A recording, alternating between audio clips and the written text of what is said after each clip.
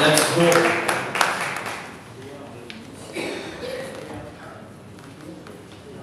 جناب صدر محفل معین الدین عقیل صاحب کی طرف سے، جناب لیفٹیننٹ جنرل ریٹائرڈ معین الدین حیدر صاحب، شمع نواز صاحب، کشور زہرا بھاجی، جناب سہیل شفیق صاحب اور غائبانہ معین الدین حیدر صاحب اور شبیر ابن عامر صاحب اور آپ تمام حاضرین محفل، السلام علیکم۔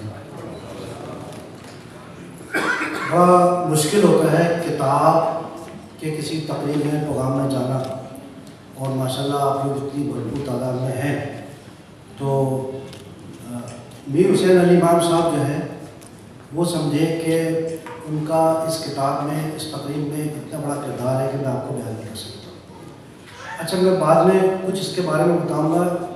جو میں نے عرض مصنف لکھی ہے وہ تھوڑی میں پڑھ کے سنا دوں، پھر میں اپنی احوال بیان کروں گا، کیونکہ میں بتانا یہ چاہتا ہوں کہ ایک کاروباری شخصیت ہوتے ہوئے آخر میں نے کتاب کیوں لکھی۔ یعنی میرے پاس بھی ریموٹ ہے اور میں بھی نیٹ فلکس دیکھوں اور ٹول دیکھوں، ٹامی دیکھوں، اور جیسے بیٹے نے بتایا، اب جب میں لندن لائبریری جاتا تھا بیگ لٹکا کے، میری بیٹی لگ رہی کہ پاپا نا بستہ لے کے اسکول جا رہے ہیں۔ اب ایسی کیا پرابلم ہے کہ جی میں تفریح تمام چیزیں چھوڑ کے کتاب کی ریسرچ میں لگا ہوں۔ تو پہلے میں جو عرض مصنف اس کتاب میں ہے وہ میں پڑھ کے سنا دوں تاکہ کتاب کی وجہ سمجھ جائے۔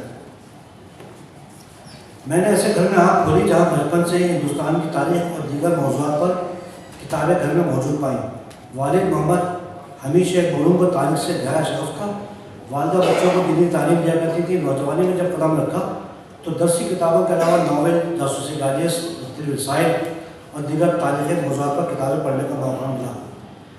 اسی دور میں سمجھنے کا موقع ملا کہ کسی بھی تاریخی موضوع پہ بغیر کسی مستند حوالہ جات کے لکھی گئی تحریر کو تاریخی ناول کہتے ہیں، جبکہ مستند تاریخی ماخذ اور حوالہ جات کے ساتھ لکھی گئی کتاب کو تاریخ کی کتاب کہا جاتا ہے۔ آج کے دور کا المیہ یہ ہے کہ کسی بھی تاریخی واقعے پر بغیر کسی تاریخی ماخذ کے ساتھ لکھی گئی کسی کتاب کو لوگ تاریخ پر کتاب کہتے ہیں۔ گزشتہ 40 برسوں کے دوران تحریک پاکستان کے موضوع پر متعدد کتابیں پڑھنے کا موقع ملا۔ اس کے ساتھ ساتھ بھارت کے بعض محققین کی تحریروں کا بھی مطالعہ کیا۔ ان تمام مطالعات کے دوران ایک بنیادی سوال بار بار ذہن میں ابھرتا رہا کہ آخر وہ کون سی وجوہات تھیں کہ جن کے باعث صدیوں سے قائم ہندوستان تقسیم ہو گیا۔ اگرچہ دنیا کی تاریخ میں دیگر خطوں کی تقسیم ہوئی، مگر وہ اس طرح کی کوئی انوکھی بات نہیں تھی کہ جس طرح کی ہندوستان کی تقسیم، جو ایک غیر معمولی اور بہت بڑے المیہ کے ساتھ اسلام پذیر ہوئی، جس کی کثرت آج تک محسوس کی جاتی ہے، جہاں لاکھوں انسان قتل ہوئے اور بے شمار خاندان برباد ہوئے۔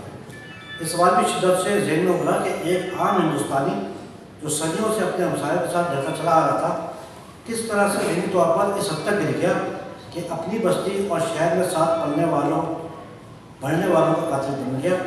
تحریک پاکستان پر بے شمار کتابیں لکھی جا چکی ہیں، مگر گزشتہ 78 برسوں میں بالعموم اور خصوصاً 1972 کے بعد قیام پاکستان کے خلاف ایک خاص زاویے سے تحریریں سامنے آئیں۔